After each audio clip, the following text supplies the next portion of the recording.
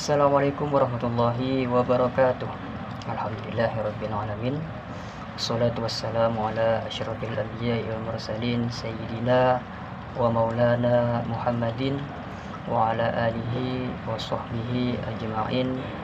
Amma ba'du. Puji syukur kita panjatkan kepada Sang Kehadirat Allah Subhanahu wa taala yang telah senantiasa mencurah limpahkan kenikmatan kepada kita semua, yaitu berupa nikmat sehat walafiat. Kedua kalinya salawat serta salam tak lupa kita persembahkan kepada sang baginda Nabi besar Muhammad SAW yang telah mengeluarkan kita sebagai umatnya dari kegelapan kepada yang terang benderang, yakni adanya dinul Islam ala thariqati ahli sunnah wal jamaah seperti yang kita rasakan teman-teman pada hari ini.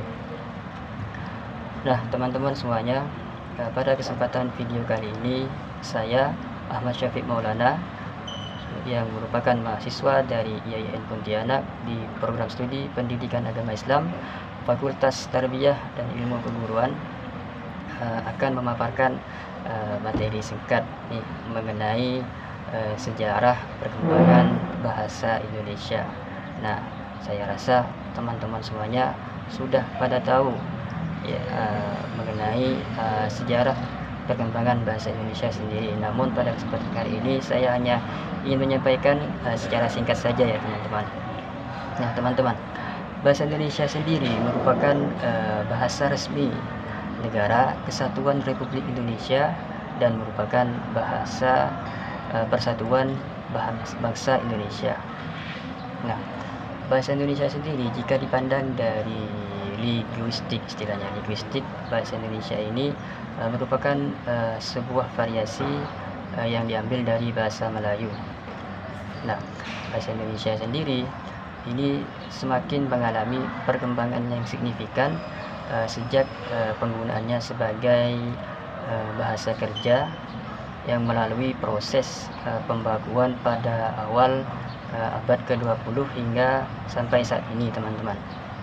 Nah, teman-teman juga perlu ketahui bahasa Indonesia yang kita gunakan sekarang yaitu berasal dari bahasa Melayu teman-teman. Berasal dari bahasa Melayu yang disempurnakan, istilahnya itu bahasa Melayu yang disempurnakan. Nah, bahasa Indonesia sendiri ini diresmikan atau secara resmi dikumandangkan pada peristiwa Sumpah Pemuda yang terjadi pada 28 Oktober 1928.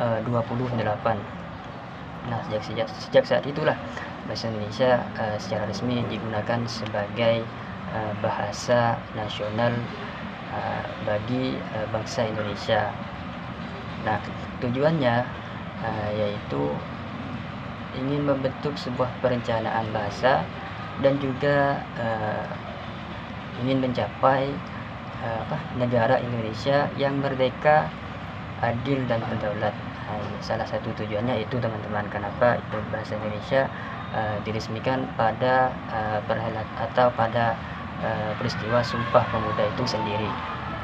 Nah, itu saja teman-teman sejarah singkat mengenai bahasa Indonesia, sejarah perkembangan bahasa Indonesia sendiri.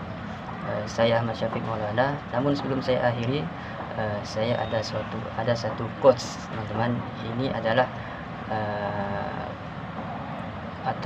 ini adalah perkataan dari Insinyur Soekarno, presiden pertama kita ya teman-teman.